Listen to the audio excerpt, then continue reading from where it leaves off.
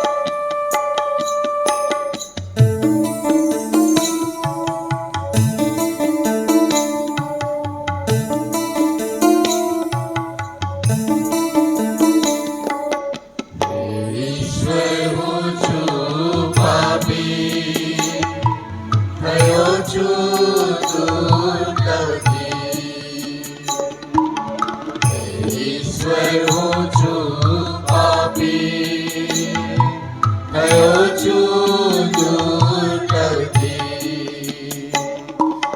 માફ મને હે પ્રભુ, લઈ લે તવ શરણ પ્રભુ.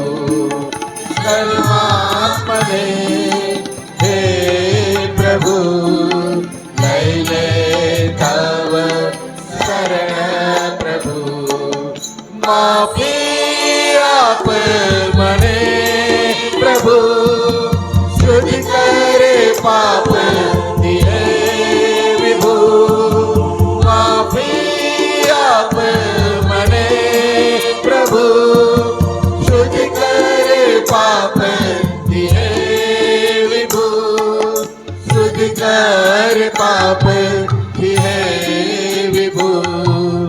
માફી આપ મને પ્રભુ, માફી આપ મને પ્રભુ.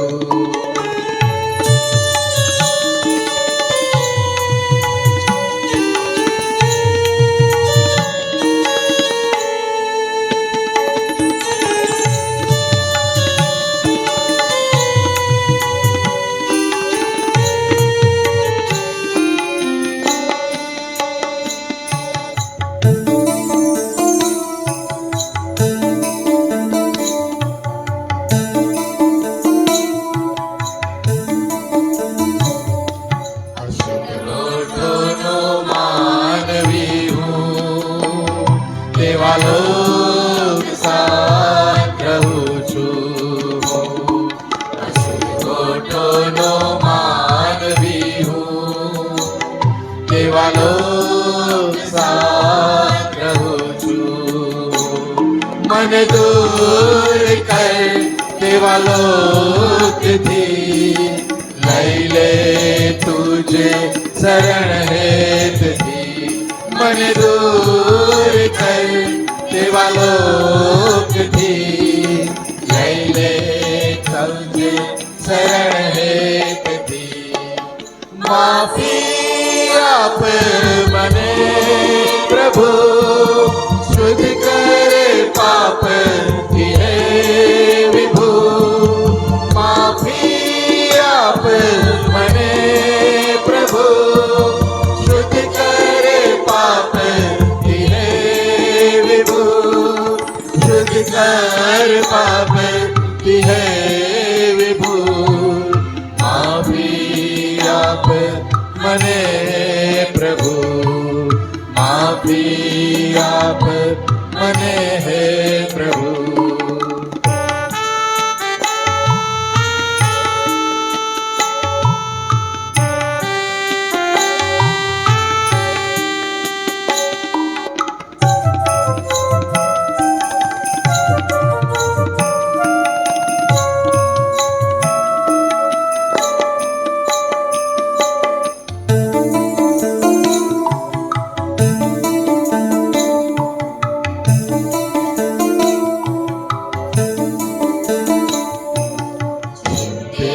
કર્યો સૂર્ય છાયાને, એમ હે પ્રભુ શુદ્ધ કર તું મને.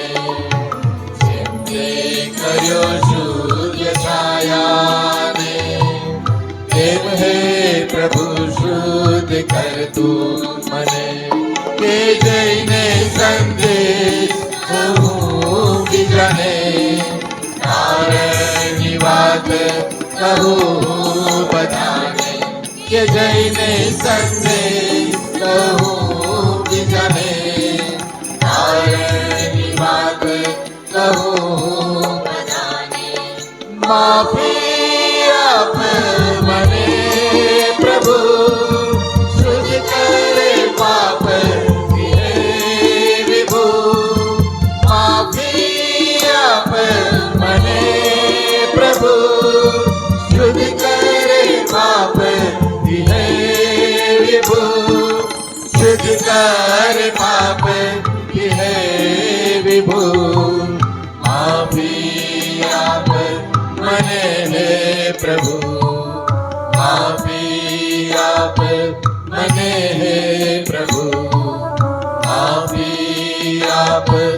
મને હે પ્રભુ.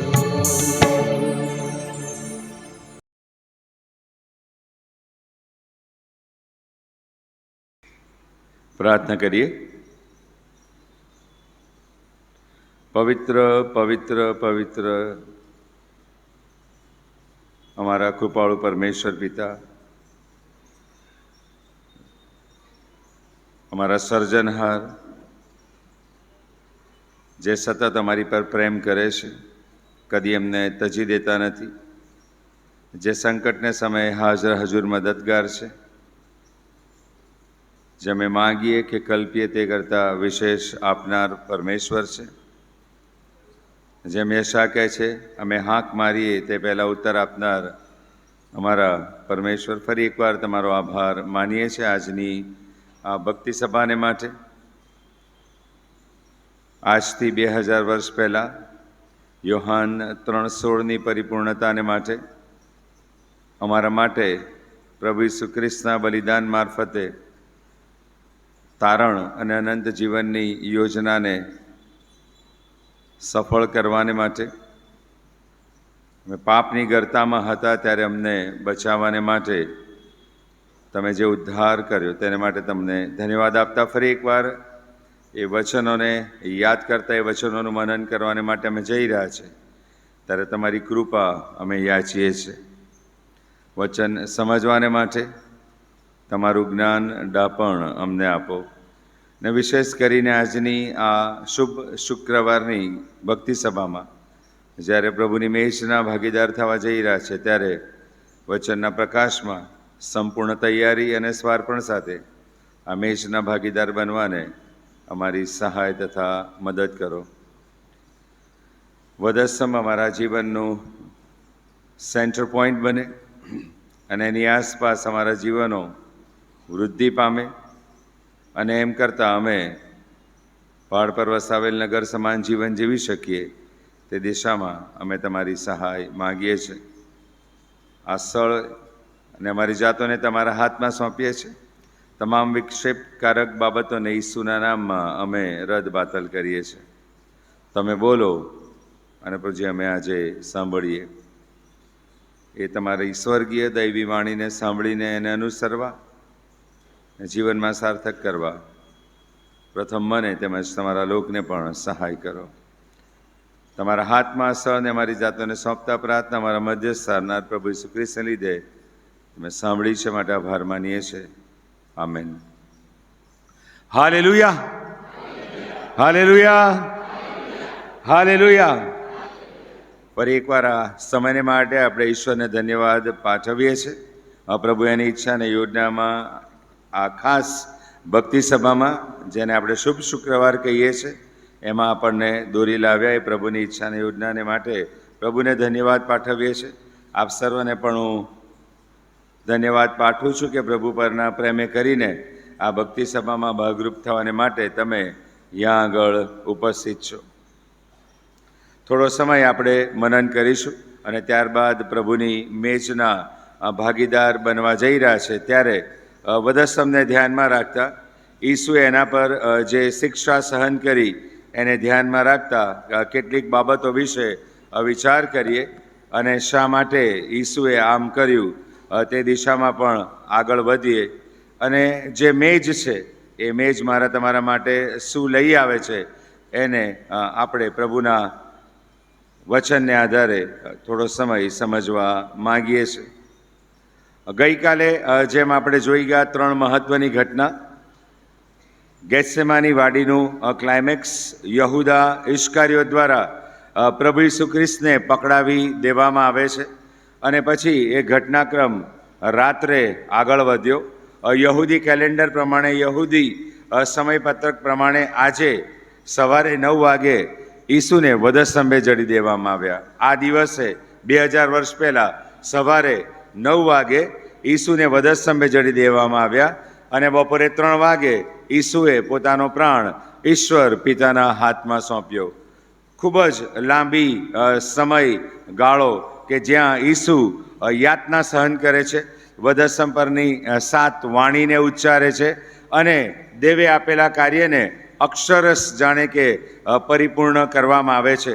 તમામ પ્રબોધવાણીની સંપૂર્ણતા, ઈશ્વરના કહેલા તમામ વચનોની સંપૂર્ણતા, ઈશ્વરની યોજનાને સંપૂર્ણપણે પરિપૂર્ણ કરવામાં આવે છે. અને માનવ ઉદ્ધારને માટે એક મહત્ત્વનું પગલું વિશ્વની તવારીખમાં ઉમેરાય છે અને તારણ સિદ્ધ થાય છે. અનંત જીવન ખુલ્લું કરવામાં આવે છે. મંદિરનો પડદો ચિરાઈ જાય છે અને માણસ ઈસુના માધ્યમ દ્વારા ગમે તે વ્યક્તિ, ગમે તે સ્ટેટસ, ગમે તે રાષ્ટ્ર ઈસુના માધ્યમ દ્વારા સીધો દેવ પાસે જઈ શકે છે. એ અધિકાર આ દિવસે મનુષ્ય જાતિને ઈશ્વર દ્વારા આપવામાં આવ્યો. અને પરિપૂર્ણતાને માટે ઈસુએ, વાલા ભાઈ બહેનો, એ વધસ્તંભ ઉપર બહુ મહામૂલી કિંમત ચૂકવી છે. ઘણી બધી વખત મને ને તમને ઈસુનો વધસ્તંભ બહુ સામાન્ય લાગે છે. ઈસુની પીડા વિશે આપણે વિચાર કરીએ છીએ ત્યારે ગુડ ફ્રાઈડે જ એના ઉપર મનન કરીએ છીએ, અથવા તો આ સમયોમાં આપણે એના વધારે ડીપર મિનિંગમાં જઈએ છીએ. પણ જેવો ગુડ ફ્રાઈડે પતી જાય, ઈસ્ટર પતી જાય, પછી એ અસરો ધીમે ધીમે માઇલ્ડ બને છે. ફરી પાછા આપણે આપણા રૂટીન લાઈફમાં જોડાઈ જઈએ છીએ, આપણા સામાન્ય જીવનમાં જોડાઈ જઈએ છીએ અને ફરી પાછા આવા એક પેશન વીકની રાહ જોઈએ છીએ, આવા એક ગુડ ફ્રાઈડેની રાહ જોઈએ છીએ અને ફરી એક નવા ઈસ્ટરનું સેલિબ્રેશન કરીએ છીએ. યહૂદી પ્રજાની માફક આપણા જીવનોમાં પણ આ ઘટમાળ ચાલ્યા જ કરે છે. આપણે આ ઘટમાળમાં જીવન જીવીએ જ રાખીએ છીએ અને પ્રભુને જે માન, મહિમા મારા તમારા વ્યક્તિગત જીવન દ્વારા, કૌટુંબિક જીવન દ્વારા, વ્યક્તિગત સાક્ષી દ્વારા, કુટુંબની સાક્ષી દ્વારા, મળીની સાક્ષી દ્વારા જે મળવું જોઈએ એ માન અને મહિમા આપવામાં ઘણી બધી વખત આપણે નબળા માલુમ પડીએ છીએ અથવા તો નિષ્ફળ સાબિત થઈએ છીએ. એનું કારણ એ છે કે જે વધસ્તંભનો મહિમા છે, જે વધસ્તંભની પવિત્રતા છે, જે વધસ્તંભનું સામર્થ્ય છે, એ મારા તમારા જીવનોમાં 365/24/7 કદાચ કાર્ય કરતું હું અટકાવું છું, આપણે અટકાવીએ છીએ. મારા તમારા માટે ઘણી બધી વખત વધસ્તંભ એક સિમ્બોલિઝમ બની જાય છે, પ્રતીક બની જાય છે. ઇતિહાસ એવું કહે છે કે ઈસવીસન 4th સદીમાં કોન્સ્ટન્ટાઇન નામનો જે રાજા આવ્યો, રોમન રાજા આવ્યો, એણે પ્રથમ વખત ધર્મને રાજકારણ સાથે એક કર્યો. ધર્મ અને રાજકારણ એક બની ગયા. ધર્મ રાજકારણ ઉપર પ્રભાવી બન્યો અને ઈસવીસન 4th સદીથી ઈસુના મરણ અને આ સમયગાળા દરમિયાન વધસ્તંભને લોકો બહુ મહત્વ આપતા નહોતા અથવા એનું કોઈ સિમ્બોલિઝમ નહોતું. પણ ઈસવીસન 4th સદીથી, 4મી સદીથી વધસ્તંભને ખ્રિસ્તી લોકોએ જાહેરમાં પ્રતીક તરીકે મૂકવાની, એમ્બોસ કરવાની શરૂઆત કરી. સમય આગળ વધ્યો અને રેડ ક્રોસ નામની સંસ્થા સ્થપાઈ, જે આજે પણ વિશ્વમાં અસ્તિત્વ ધરાવે છે અને એણે વધસ્તંભના મૂલ્યને આગળ વધાવ્યું. નામ જ રેડ ક્રોસ આપવામાં આવ્યું. ખ્રિસ્તી દેશોમાં સ્થપાયેલી સંસ્થા. તમે બધા જાણો છો રેડ ક્રોસ કામ શું કરે છે. બ્લડ ડોનેશનનું કામ કરે છે અને જેને જરૂર હોય એને લોહી આપવાનું કામ કરે છે. Again the blood. અને એ સંસ્થા દ્વારા આ ક્રોસની વાત વિશ્વમાં ખૂણે ખૂણે પહોંચી અને પછી ધીમે ધીમે જે ખ્રિસ્તી આરાધનાલયો હતા એની પર વધસ્તંભ મૂકવાની વાત આવી. ખ્રિસ્તી લોકો, ખાસ કરીને જે યાજકો હતા, પ્રભુનો સેવક હતા, એમણે વધસ્તંભ પરિધાન કરવાની શરૂઆત કરી અને પછી ચર્ચિસની ઉપર વધસ્તંભ મૂકવામાં આવ્યા અને ત્યાર પછી ધીમે રહીને આપણા ઘરો ઉપર પણ આપણને વધસ્તંભ જોવા મળે છે. આપણા ઘરના ઓરડાઓમાં પણ આપણને વધસ્તંભ જોવા મળે છે.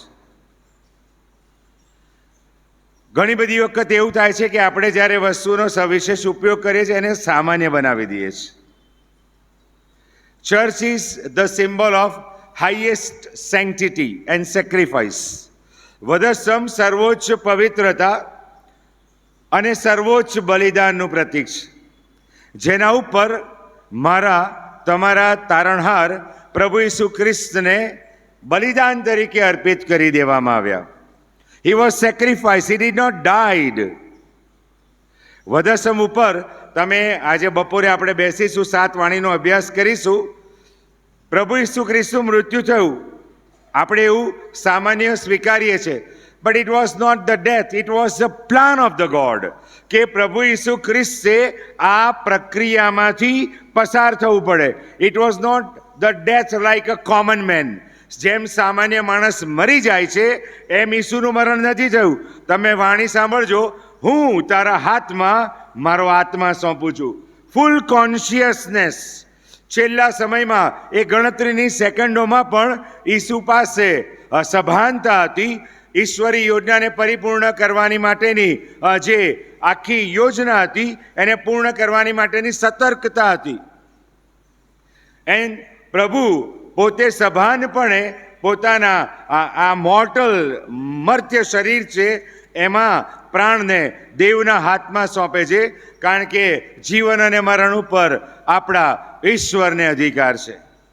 Death can not rule our lord and saviour.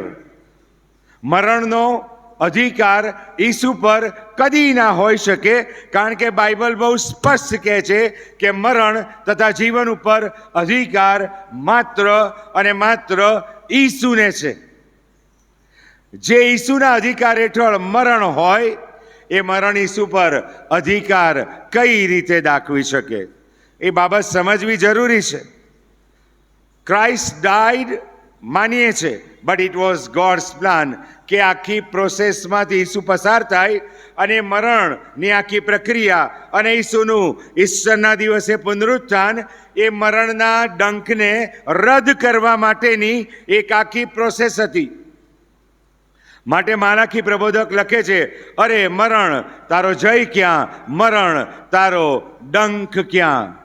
ઈસુના પુનરુત્થાન સાથે મરણને હંમેશ માટે નાબૂદ કરી દેવામાં આવેલું છે. ખ્રિસ્તી વિશ્વાસી વ્યક્તિ એક જ વખત મૃત્યુ પામે છે, ફિઝિકલ ડેથ. અને જો ઈસુ આવી જાય તો કદાચ એ મરણ પણ નહીં. પણ જે ઈસુને ઓળખતો નથી, જે વ્યક્તિ ઈસુ વિહોણી છે, જે વ્યક્તિએ પોતાના પાપોની માફીનો અનુભવ પ્રાપ્ત નથી કર્યો, જે વ્યક્તિ તારણના અનુભવમાં નથી, એ 2 વાર મરે છે. ફિઝિકલ ડેથ, શારીરિક મૃત્યુ તો થાય છે, પણ પ્રકટીકરણના પુસ્તકમાં આત્મિક મરણનો પણ ઉલ્લેખ કરવામાં આવેલો છે. શૈતાન સાથે, શૈતાનના દૂતો સાથે અનંતકાળિક યાતનામાં જવાની વાત એ બીજું મરણ. હું અને તમે એ બીજા મરણ માટે સર્જાયેલા પ્રભુના સેવક સેવિકાઓ, પ્રભુના પાત્રો નથી. પ્રભુએ મને ને તમને અનંત જીવનને માટે, સ્વર્ગીય વારસાને માટે અલગ કરેલા છે. પ્રભુ આપણને ચોક્કસ પ્રકારે આશીર્વાદ કરવાને માટે નિર્મિત કરેલા છે, અને આપણા માધ્યમ દ્વારા મારી તમારી આસપાસ વસતા લોકો એ આશીર્વાદના ભાગીદાર થાય એના માટે આપણને માધ્યમ તરીકે મૂકેલા છે. એઝ અ ગોડ્સ પીપલ, પ્રભુના લોક તરીકે આપણે ચેનલ સમાન છીએ, આપણે સ્ત્રોત્ર સમાન છીએ કે જે સ્ત્રોત્ર બીજાઓને ઈસુ પાસે લાવવાને માટે અસરકારક અને ફળવંત સાબિત થાય છે. બટ somehow, કોઈક રીતે વી હેવ ફેઇલ્ડ. આપણે નિષ્ફળ ગયા છે.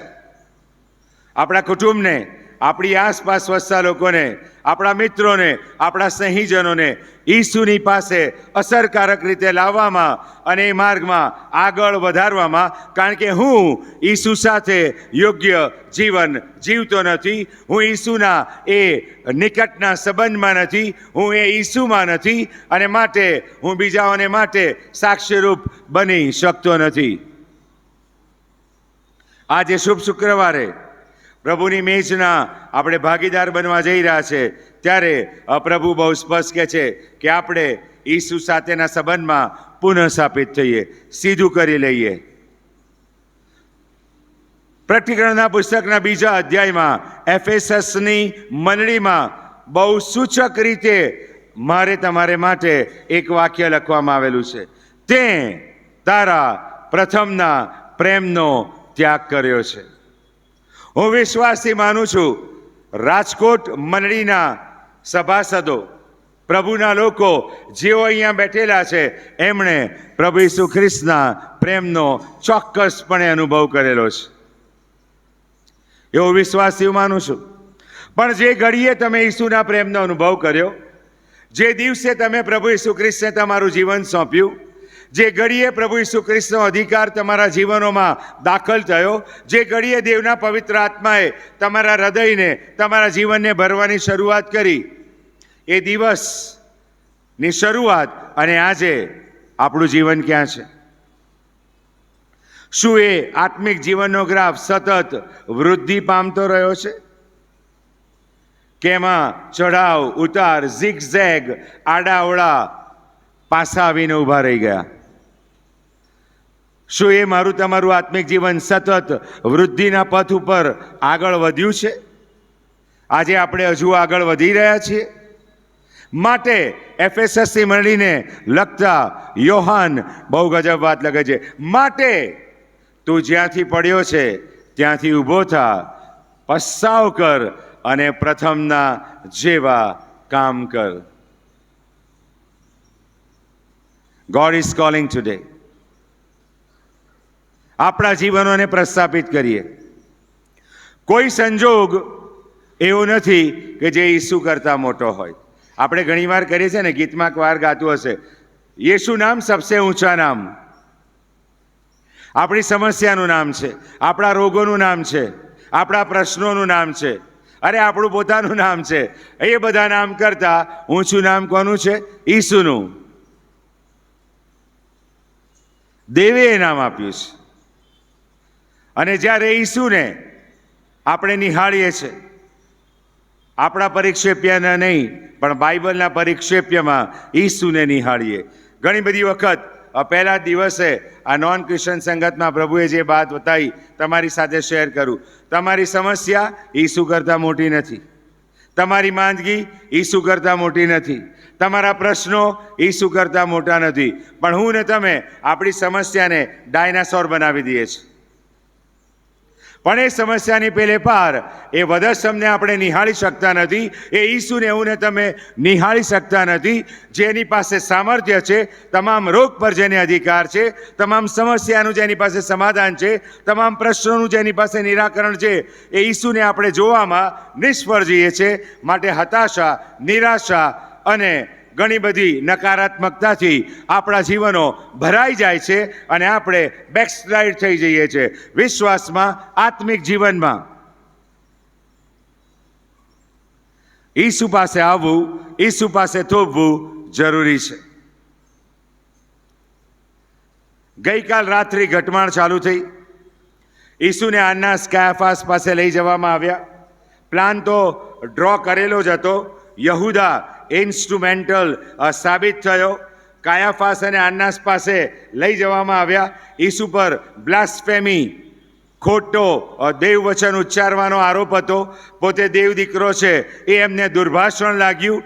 અને યહૂદી નિયમ પ્રમાણે, યહૂદી રીત પ્રમાણે એવી વ્યક્તિને મરણદંડની શિક્ષા કરવામાં આવે.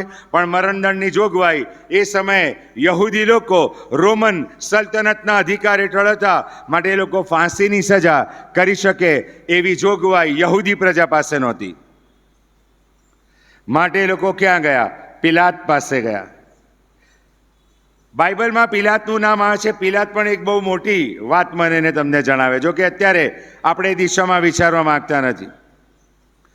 પણ જોસેફસ ઇતિહાસકાર એવું નોંધે છે કે પિલાત એ સમયનો સૌથી ક્રૂર અને ઘાતકી રોમન સરદાર હતો. અને એના દ્વારા જે શિક્ષાઓ કરવામાં આવે એ એટલી બધી ભયાનક હતી કે બહુ મોટા દાખલા બેસાડે, લોકો ધ્રુજી જાય. અને માટે આન્નાસ, કાયાફાસ, સાનહેદ્રીન, યહૂદી સુપ્રીમ કોર્ટ બહુ પર્પસફુલી આયોજન સાથે ઈસુને પિલાતની પાસે લઈ જાય છે. એ લોકો તો એવું જ માનતા હોય છે કે પિલાત પાસે લઈ જઈશું અને પિલાત સ્વીકારી લેશે અને ઈસુને મરણદંડની શિક્ષા થઈ જશે. But it was not that easy. પિલાત પણ માણસ હતો. એની પાસે પણ પ્રેરક બુદ્ધિ હતી. એને પણ દોરવણી પ્રાપ્ત થતી હતી એની પ્રેરક બુદ્ધિ દ્વારા. જે વૃત્તાંત વાંચવામાં આવ્યું એમાં પિલાત ઉચ્ચારે છે, મને એનામાં કોઈ દોષ માલુમ પડતો નથી. એ સ્પોટલેસ. પિલાત પણ જાણતો હતો, પણ પિલાત પાસે જીવતા દેવની ઓળખ નથી. એટલે પિલાતે પોતાની પાસે આવેલા પ્રશ્નને હળવો કરવા ઈસુને હેરોદ પાસે મોકલી દીધો. પણ હેરોદ તો ઈસુ પાસેથી કોઈ ચમત્કાર ઝંખતો હતો, કારણ કે ઈસુના પરાક્રમ વિશે સાંભળેલું હતું. લાઝરસને મરણમાંથી સજીવન કરેલો હતો એ સમાચાર હેરોદ પાસે આવેલા હતા. એટલે હેરોદે જ્યારે ઈસુને જોયા ત્યારે ઈસુ પાસેથી સુપર નેચરલ કામની અપેક્ષા રાખતો હતો. પણ ઈસુ તો યશાયા 53ની પરિપૂર્ણતા કરી રહ્યા હતા, શાંત. માટે ઈસુને ફરી પાછા પિલાતની પાસે લાવવામાં આવ્યા. પિલાતની પત્નીને પણ સપનું આવ્યું હતું, તું એને વધસમે ના જડીશ. અને પિલાત વિહવળ હતો. અહીંયા આપણે વાંચ્યું કે જ્યારે એણે એવું કીધું કે એવું કહે છે કે દેવનો દીકરો છે, તો પિલાત પણ બી ગયો, એવું બાઇબલ લખે છે. હી ન્યુ કે જે સામે માણસ ઊભો છે એ નિર્દોષ માણસ છે. બટ મોર દેન ધેટ, પિલાત એ ઈશ્વરથી દૂર હતો. જીવતા દેવની ઓળખ એની પાસે નથી. He was a political person. રાજકીય માણસ હતો, એ કાયસારને આધીન માણસ હતો, અને કાયસારની વિરુદ્ધ એ સમયમાં જવું એટલે મરણને આમંત્રણ આપવું. કાયસાર રોમન રાજાઓ અતિશય ક્રૂર હતા અને જબરજસ્ત અધિકાર આખા વિશ્વ ઉપર રોમન સામ્રાજ્યનો હતો. અને એની સામે પડવું એ કોઈ કદી વિચારતું નહીં. અને પિલાતને બરોબર યાદ હતું. પિલાતને અને આખી જે મશીનરી હતી, સૈનિકો, સુવેદારો, ભાલદારો, એ બધાને યરુશાલેમમાં રોમન સરકાર તૈનાત કરતી હતી, એટલા માટે કે આખા વિશ્વમાંથી આવેલા આટલા બધા યહૂદી લોકો ભેગા થાય અને કદાચ બળવો કરે, તે બળવાને ત્યાંને ત્યાં જ ડામી દેવામાં આવે. They were taking enough care. Roman સલ્તનતના પાયા કોઈ હચમચાવી ના જાય એ દિશામાં એ લોકો પૂરેપૂરી તકેદારી લેતા હતા. પલટણની પલટણો યરુશાલેમમાં ખડકી દેવામાં આવતી હતી. અને એ સમયે સ્વાભાવિકપણે ઘણા બધા રોમન સૈનિકો, સરદારો ત્યાં આગળ હાજર હતા. અને માટે આ પરિક્ષેપ્યમાં પિલાત કાયસારને ખુશ કરવા, રોમન સલ્તનતને ખુશ કરવા, વિથ ધ પોલિટિકલ મોટિવ, અને યહૂદી પ્રજા બળવો ના કરે અને એને આધીન રહે, માત્ર એટલા સ્વાર્થ ખાતર ઈસુને વધસ્તંભે જડવાનો હુકમ કરી દે છે. એ પહેલા યહૂદી પ્રજાને ખુશ કરવા માટે શું કરે છે ખબર છે? ઈસુને કોરડા મારવા માટે લઈ જાઓ. કોરડા મરાવડાવે છે. પણ એને લાગ્યું કે આ બધાથી આ પ્રજા સંતુષ્ટ થવાની નથી. બારાબાસને પકડવામાં આવ્યો હતો. એ તો એ સમયનો ટેરરિસ્ટ હતો, ત્રાસવાદી હતો. અને હવે યહૂદી પ્રજા એને છોડવાની માંગણી કરતી હતી. એ તો સાચા અર્થમાં ગુનેગાર હતો, પણ યહૂદી પ્રજાની માંગણી એને મુક્ત કરવાની અને ઈસુને વધસ્તંભે જડવાની હતી. આ બધું જ પિલાત ડીપલી જાણતો હતો, બોટમથી જાણતો હતો. એને ખબર હતી માંગણી ખોટી છે, ગેરવ્યાજબી છે, પણ એનો રાજકીય હેતુ સફળ કરવા, એની ખુરશી સંભાળવાને માટે એ ઈસુનો સોદો કરી કાઢે છે.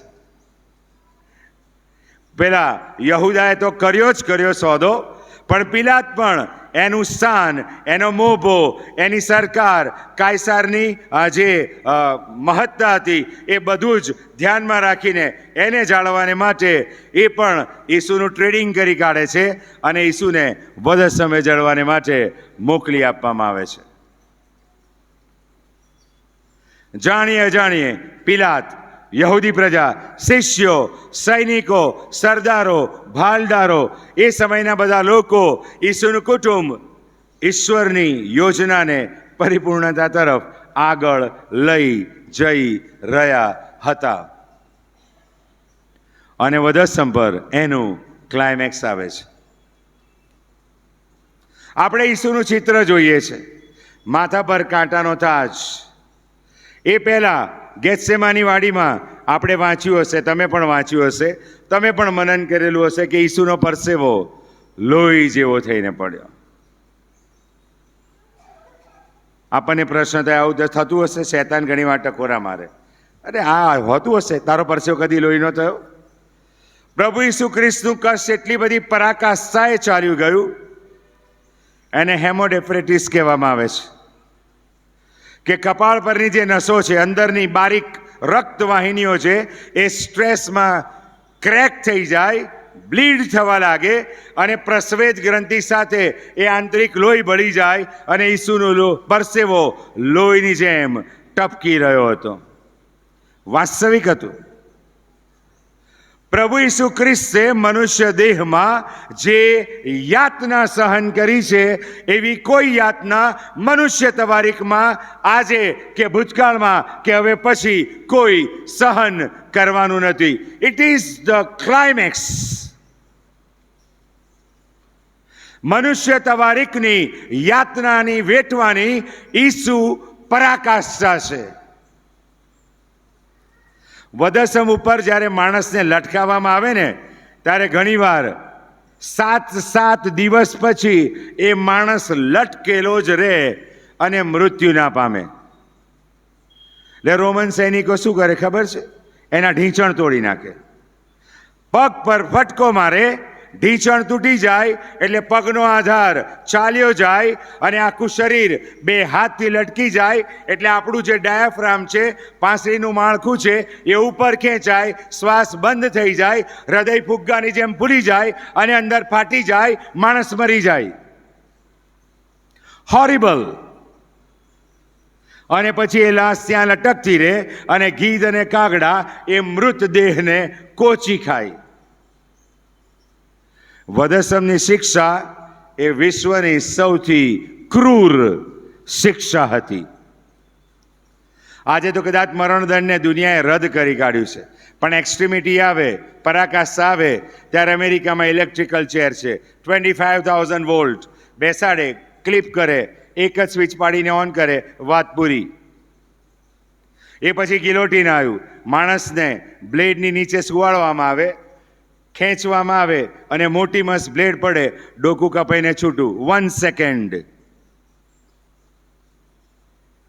ત્યાર પછી શૂટિંગ પાર્ટીઝ આવી, 10-12 સૈનિકો મશીન ગન લઈને ઊભા રહે, ફાયરનો ઓર્ડર થાય, સામે ગુનેગાર હોય, એક સામટી 15-20 બુલેટ શરીરને પિયર્સ કરી કાઢે, વીધી નાખે, માણસ ગણતરીની સેકન્ડોમાં ખલાસ. પણ વધસ્તંભ, it was a place of torture. એ ત્રાસનું સ્થળ, યાતનાનું સ્થળ, શારીરિક વેદનાની પરાકાષ્ઠાની જગ્યા હતી. અને મારો તમારો તારણહાર એ જગ્યા ઉપર આજે 2000 વર્ષ પહેલા હતો. આપણા ઘરના વધસ્તંભ, આપણા ગળામાં લટકતા વધસ્તંભ, આપણા વધસ્તંભના સ્ટીકરો એ તો બહુ સુવાળા છે, પ્લેન સરફેસ. વધસ્તંભ ખરબચડો રહેતો, આકરો રહેતો, એની ઉપર તમને સુવાડવામાં આવે તો બરડો છોલી કાઢે અને લોહી કાઢી નાખે, એવો આકરો વધસ્તંભ હતો. અને એ પહેલા ઈસુના માથે કાંટાનો મુગટ મૂકવામાં આવ્યો. ઇઝરાયલ ગયા હો તો તમને કદાચ એ કાંટા કેવા હોય એની અનુભૂતિ થાય. આટલા લાંબા કાંટા હોય, અને એ કાંટાનો જે છેડો હોય એ કાળો પડી ગયેલો હોય, કારણ કે ત્યાં ઝેર હોય. અને એ કાંટાના મુંગટને ગૂંથીને ઈસુના માથા પર મૂકવામાં આવ્યો. ના, માથા પર મૂકીને ફટકો મારીને એ મુંગટને જડી દેવામાં આવ્યો. સાયન્ટિફિક રિસર્ચ એવું કહે છે કે જ્યારે એ કાંટાની ધારદાર નોક માણસની ચામડીમાં ઉતરી જાય અને એ કાંટાના છેડે રહેલું ઝેર લોહીમાં ભળે અને માણસના શરીરની અંદર એ ઝેરવાળા લોહીની ફરવાની શરૂઆત થાય, ગણતરીના કલાકોમાં માણસ ગાંડો થઈ જતો હતો. પેરાલિટિક એટેક આવે. એના શરીરના અંગો ક્ષુબ્ધ બની જાય. ઈસુને એવું ના થયું, કારણ કે હજુ વધસ્તંભ બાકી હતો. મૃત્યુ ઈશ્વરને જીવંતો વધસ્તંભ ઉપર જ દેવ પિતાને સોંપવાનું હતું. નોટ બિફોર ધેટ, એ પહેલા નહીં. ઈસુએ એ પણ સહન કર્યું. કોના માટે? મારા માટે.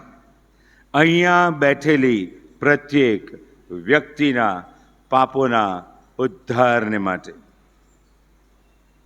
એમની આંખે પાટો બાંધી દેવામાં આવ્યો, એમને મુક્કીઓ મારવામાં આવી અને પછી પૂછતા કોણે માર્યું, કોણે માર્યું? એમના મુખ ઉપર થૂંકવામાં આવ્યું. ઈસુએ આ બધું જ સહન કર્યું મારા અને તમારા માટે, આપણા પાપોની માફીને માટે. અહીંયા આગળ બાઇબલ 19મા અધ્યાયની શરૂઆત કરે છે એ કાંટાના મુગટથી, જબ્બાથી, અને પછી આગળ કોરડા મારવાની વાત પણ બાઇબલ કરે છે. એ જે કોરડા મારતા હતા એ લોકો બહુ એક્સપર્ટ માણસો હતા. રોમન સામ્રાજ્ય ઓર્ડિનરી સામ્રાજ્ય નહોતું. વિશ્વ પર બિબ્લિકલી, ધ્યાનથી સાંભળજો, વિશ્વ પર બિબ્લિકલી 3 સામ્રાજ્યોએ રાજ કર્યું. પહેલું એ મિસરનું સામ્રાજ્ય, જ્યાં ઈશ્વર એની પ્રજાને ગુલામગીરીમાંથી મુક્ત કરે છે અને પાસ્કાના સંસ્કારને સ્થાપન કરવામાં આવ્યો. પિરામિડ આજે પણ અસ્તિત્વ ધરાવે છે. એ ઇજિપ્ત કે જે જૂનું મિસર છે એ આજે પણ વાસ્તવિક છે. ઇઝરાયલની ટૂર ઉપર ઘણા બધા જાય છે ત્યારે એમને ઇજિપ્તની મુસાફરી પણ કરાવવામાં આવે છે.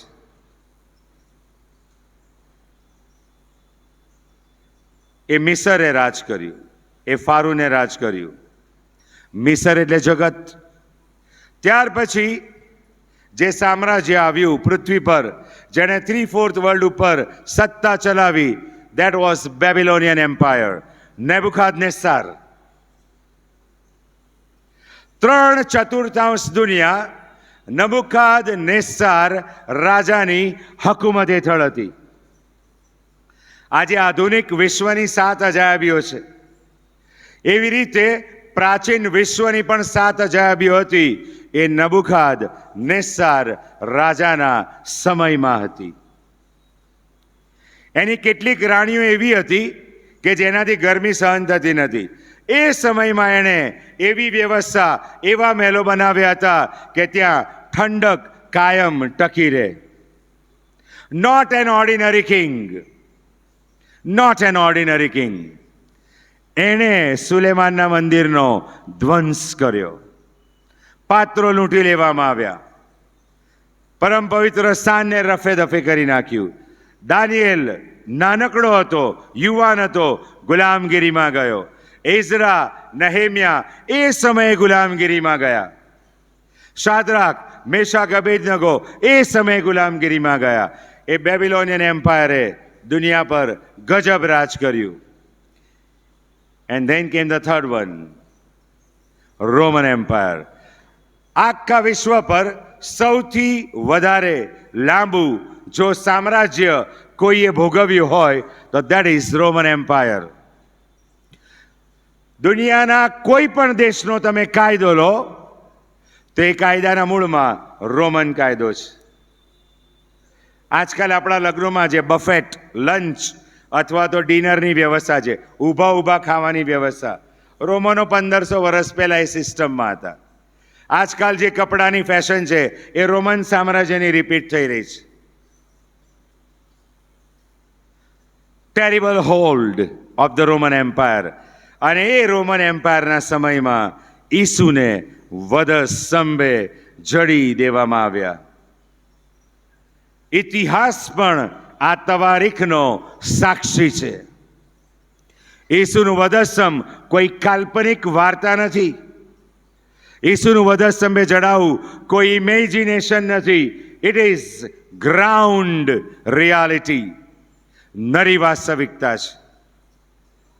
અને રોમનો શિક્ષા કરવામાં બહુ જ પારંગત હતા, દરેક બાબતનો એક્સપર્ટ. આ કોરડા મારનારો અત્યંત ઘાતકી માણસ રહેતો. માણસને આવા રેલિંગ ઉપર બાંધી દેવામાં આવે, વાળી દેવામાં આવે, કરોડરજ્જુ આમ સીધી દેખાય, અને પેલો પાછળ આવીને સાટકો વીંજે.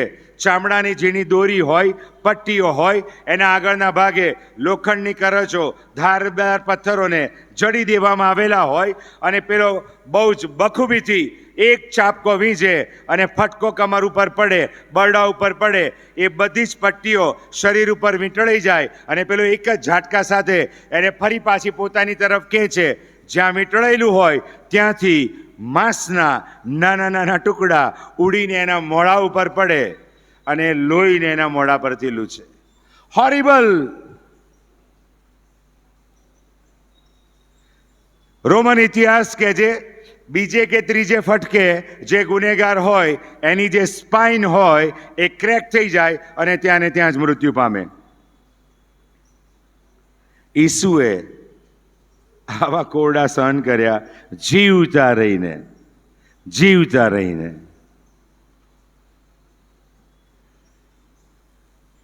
He lost the blood loss થાય, સિવિયર બ્લડ લોસ થાય. માટે ઈસુ વધસ્તંભ ઉંચકી નહોતા શક્યા, because he lost his blood. હમણાં કોઈ એક સ્ટેટિસ્ટિક્સ મૂક્યું છે, ઈસુને કેટલા મોટા ઘા પડ્યા, ઈસુને કેટલા નાના ઘા પડ્યા, ઈસુનું કેટલું બ્લડ લોસ થયું, ઈસુને કેટલો વોટર લોસ થયો, પણ હું એ બાબતમાં જવા માંગતો નથી. બાઇબલને હું વળગીને ચાલું છું. But it was horrible pain, સમસ્ત મનુષ્ય જાત માટે, મારી માટે, તમારા માટે. અને પછી ઈસુને વધસ્તંભે લઈ જવામાં આવ્યા. હી વોઝ નેઇલ્ડ, ખીલા મારવામાં આવ્યા, સચ લોંગ. અને ખીલા મારનાર પણ એક્સપર્ટ માણસ. આપણે દિવાલમાં કિલ્લી ઠોકીએ છીએ ને, તમે બધાએ ઠોકી હશે. પહેલાં મૂકીએ, પછી ધીમે રહીને ફટકો મારીએ, પછી સહેજ અંદર જાય, પછી બરોબર ફટકો મારીએ. પેલા એટલા બધા ક્રૂર હતા કે હથેળીમાં પહેલાં હથેળીને ઝીણી ઝીણી કોચવાનું કામ કરે, અને પછી એક ફટકો મારે એટલે હથેળીની આર પાર એ ખીલ્લો નીકળી જાય, અને પેલા વધસ્તંભના લાકડાની અંદર આર પાર નીકળે, અને એની સાથે જે જગ્યાએ એ લોકો ખીલ્લોનો ફટકો મારે ત્યાં આપણી મુખ્ય ધમની પસાર થતી હોય એ કપાઈ જાય અને લોહીનો દદુડો નીચે પડે. ઈસુના સંદર્ભમાં પણ એ થયું. ખબર છે કેમ થયું? Because blood was needed. રોમિયોના પત્રમાં પાઉલ બહુ સ્પષ્ટ કહે છે કે આ સૃષ્ટિ એના સર્જનહારથી, ઈચ્છાથી વ્યર્થપણાને આધીન થઈ, પણ અત્યારે પ્રસૂતાની પેઠે વેદનાથી કષ્ટાય છે, નિશાસાથી કષ્ટાય છે, આ પાપના ડંકથી મુક્ત થવાને માટે. પ્રકટીકરણનું પુસ્તક વાંચો, ત્યાં આગળ આખો ઘટનાક્રમ લખવામાં આવ્યો છે. પૃથ્વીને રિગેઇન કરવામાં આવશે, આકાશને રિગેઇન કરવામાં આવશે, અને આકાશને બાઇબલ કહે છે ઓળિયાની પેઠે વાળી લેવામાં આવશે. નવી પૃથ્વી, નવું આકાશ. આ પૃથ્વીનું સર્જન પરમેશ્વરે કર્યું, પાપના કારણે શૈતાનનો અધિકાર આવ્યો, પણ ઈસુનું જે લોહી પડ્યું, cost was paid for the redemption of the earth. પૃથ્વીને મુક્ત કરવા માટેની કિંમત પણ એ દિવસે ઈસુએ ચૂકવી દીધી. માટે ઈસુનું લોહી ભૂમિ પર પડ્યું. અને પછી એ વધસ્તંભને ઊંચો કરવામાં આવ્યો, લેખ લખવામાં આવ્યો, INRI, યહૂદીઓનો રાજા, એવો લેખ લખવામાં આવ્યો. ગોલગથા એક પબ્લિક પ્લેસ હતી, અવર જવરની જગ્યા હતી. આવતા જતા લોકો એ લેખ વાંચે અને ઈસુનો ધિક્કાર કરે. But that was not God's plan. એ ઘટનાક્રમ આગળ વધ્યો. ઈસુએ વધસ્તંભ ઉપરથી 7 વાણી ઉચ્ચારી, અને 6ઠ્ઠી વાણી, ઇટ ઇઝ ફિનિશ્ડ. સંપૂર્ણ થયું. શું સંપૂર્ણ થયું? દેવની યોજનાની પરિપૂર્ણતા થઈ. પાપને જે શિક્ષા કરવાની હતી એ પરિપૂર્ણ થઈ. પાપના ડંખને હંમેશ માટે નાબૂદ કરી દેવામાં આવ્યો અને તારણના મારફતે મનુષ્યના ઉદ્ધારને ત્યાં આગળ સંસ્થાપિત કરવામાં આવ્યો. ઈશ્વર સાથેના સંબંધને દેવે ખુલ્લો કરી દીધો અને ઈસુએ જેવો પ્રાણ છોડ્યો, મંદિરનો પડદો ઉપરથી નીચે સુધી ચીરાઈ ગયો અને પરમ પવિત્ર સ્થાનને ઈશ્વરે હંમેશ માટે ખુલ્લું કરી દીધું. આજે પણ ખુલ્લું છે અને દેવ પાસે જવાને માટે ઈસુ મીડિયેટર છે, ઈસુ મધ્યસ્થ છે. પુનરુત્થાન થયું, સ્વર્ગારોહણ થયું અને સ્ટેફન જ્યારે પથ્થરે મારી નાખવામાં આવતો હતો, પ્રેરિતોના કૃત્યમાં સાક્ષી પૂરે છે, મેં ઈસુને દેવ પિતાને જમણે હાથે જોયા. ઈસુ મારે ને તમારે સારું મધ્યસ્થી કરે છે. વાલાઓ, તમે પ્રાર્થના કરો છો, ઈસુ કહે છે, O God, this is my child. આ મારું સંતાન છે. એની પ્રાર્થના તું સાંભળ. પ્રભુ ઈસુ મારા તમારા મધ્યસ્થ તરીકે કામ કરે છે. એના વિના બાપની પાસે કોઈ જઈ શકતું નથી, કારણ કે ઈસુમાં પાપની માફી છે. ઈસુના રક્તમાં પાપોથી શુદ્ધિકરણ છે. માટે રોમીઓને પત્રમાં લખેલું છે, તેના પુત્ર ઈસુનું રક્ત આપણને સગળા પાપથી શુદ્ધ કરે છે. આપણે દેવના મહિમા વિશે અધૂરા છીએ, અપૂર્ણ છીએ, પાપી છીએ. મેજના ભાગીદાર બનતા પહેલા પ્રભુ મને ને તમને આહવાન આપી રહ્યા છે. જે શિષ્યોને કહ્યું એ મને ને તમને ઈસુ કહી રહ્યા છે, લો ખાઓ, આ મારું શરીર છે જે તમારે સારું ભાંગવામાં આવ્યું છે. એ કોરડાની શિક્ષા મારે સહન કરવાની હતી. એ કાંટાનો તાજ મારા માટે હતો. એ ફટકાની શિક્ષા મારા માટે હતી. ઈસુએ સમસ્ત વિશ્વના પાપનો ભાર પોતાના ઉપર લીધો. બલિદાન પ્રથાને હંમેશ માટે નાબૂદ કરી દીધી અને પ્રભુની અજાયબ કૃપા, દૈવી કૃપા એ દિવસે વધસ્તંભ ઉપરથી વહેતી થઈ આજે પણ અવિરત એ વધસ્તંભ ઉપર વહી રહી છે. અને આજે આ સવારે મને ને તમને આહવાન આપી રહી છે, આવો મારા બાપના આશીર્વાદિતો, જેવાના મેં તમારે માટે સિદ્ધ કર્યા છે એના તમે ભાગીદાર થાઓ. પૃથ્વી પર ઈસુ એક એવી વ્યક્તિ જન્મ્યા કે જેને કોઈ બ્લડ ગ્રુપ નહોતું. He was without blood group. આજે મારું તમારું બધાનું બ્લડ ગ્રુપ હશે. O પ્લસ હશે, કોઈ A પ્લસ હશે, કોઈ B પ્લસ હશે, કોઈ AB પ્લસ હશે, કોઈ O નેગેટિવ હશે, કોઈ O પ્લસ હશે. But Jesus has no blood group, scientifically not. અને માટે એ બાકીના બધા બ્લડ ગ્રુપને શુદ્ધ કરવાનું સામર્થ્ય ધરાવે છે.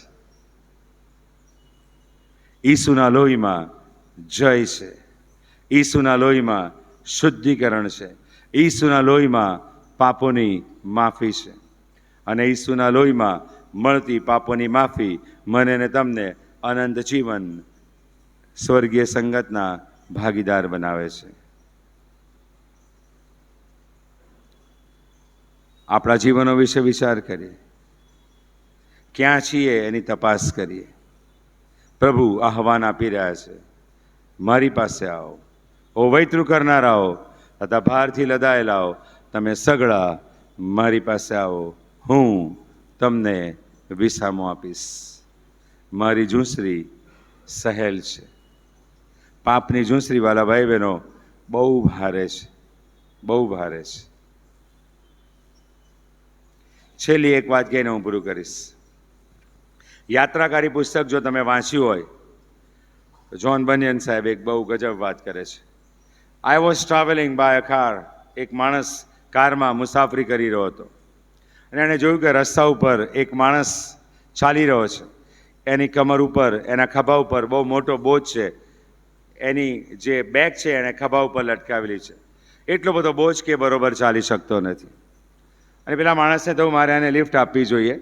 એણે ગાડી ઊભી રાખી. એ ભાઈને પૂછ્યું ક્યાં જવું છે. એ જ રસ્તે આગળ જતો હતો. એને કહેવામાં આવ્યું. એ ગાડીમાં બેસી ગયો અને ગાડી આગળ ચાલી. કાર ચાલકે રિયર વ્યૂ મિરરમાં જોયું.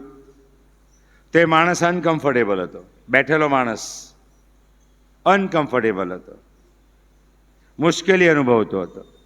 પેલા માણસને લાગ્યું કે આ ચાલતો હતો ત્યારે મુશ્કેલ હોય, now is seated in the car. એ તો કારમાં બેઠો છે, કેમ મુશ્કેલી અનુભવી રહ્યો છે. એણે કાર ઊભી રાખી અને કાર ઊભી રાખીને પાછળ ફરીને જોયું તો બહુ ચોંકાવનારું દ્રશ્ય હતું.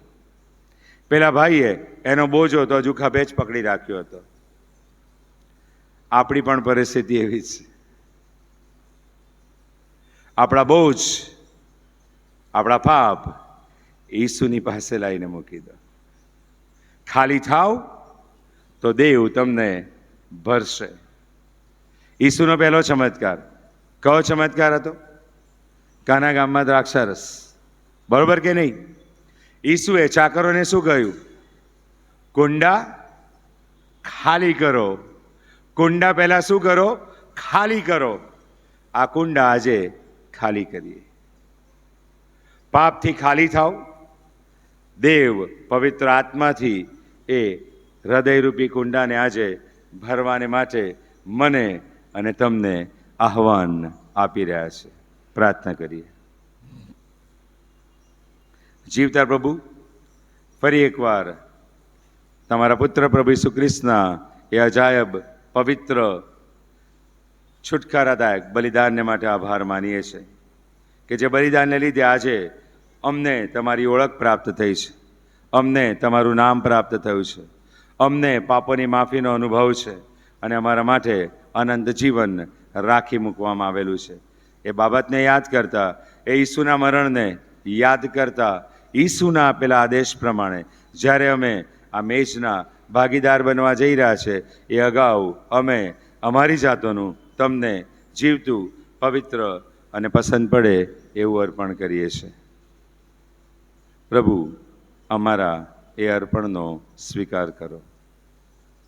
અમને શુદ્ધ કરો, પવિત્ર કરો, તમારા દીકરા દીકરી બનાવો.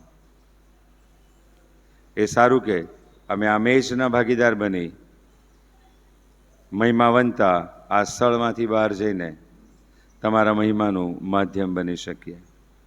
હવે પછીની ભક્તિ સભાને અને પવિત્ર સંસ્કારને તમારા હાથમાં સોંપતા પ્રાર્થના અમારા મધ્ય સ્થાનનાર પ્રભુ ઈસુ ખ્રિસ્તને લીધે તમે સાંભળી છે. આભાર માનીએ છીએ. આમેન. પ્રભુની પવિત્ર મેચ તરફ આગળ વધતા ભજન સંગ્રહમાંથી ગીત નંબર 449માં આપણે જોડાઈશું.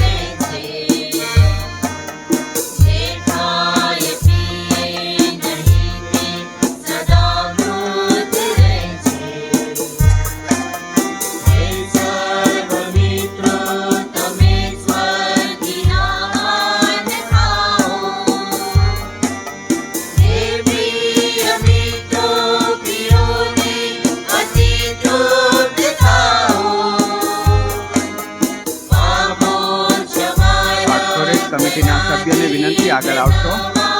પાછળ કમિટીના સભ્યો.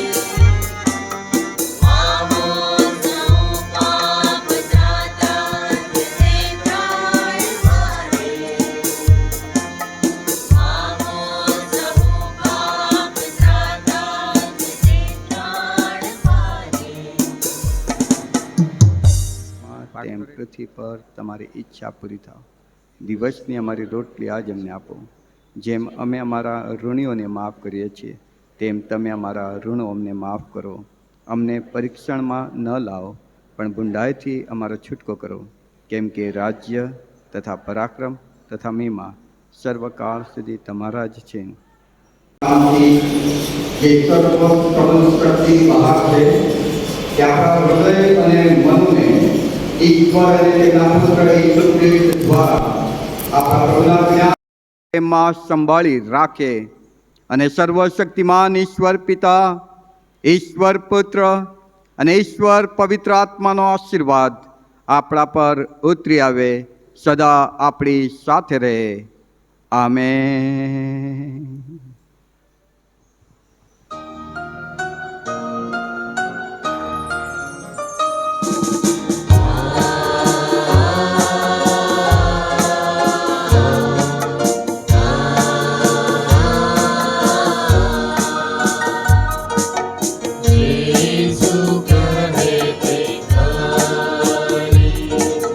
Jésus, que te